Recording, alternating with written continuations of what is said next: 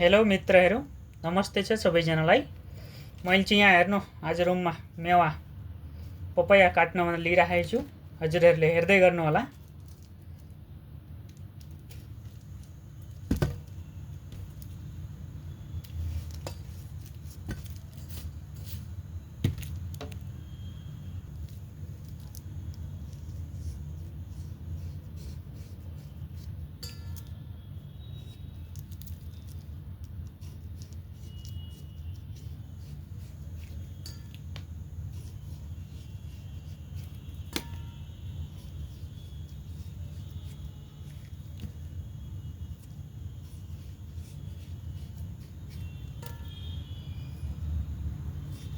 हेर्नुहोस् कति सुन्दर छ पपैया,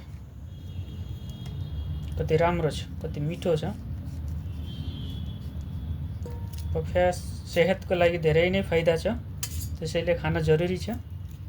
हेर्नुहोस् फाइनली कस्तो मजा छ। अब यसलाई म पिस पिस बनाउँछु, हेर्दै गर्नु होला हजुरहरूले। Wow, super. हेर्नुहोस् हजुरहरूलाई पपैया मिठो लाग्छ कि लाग्दैन भन्नु होला।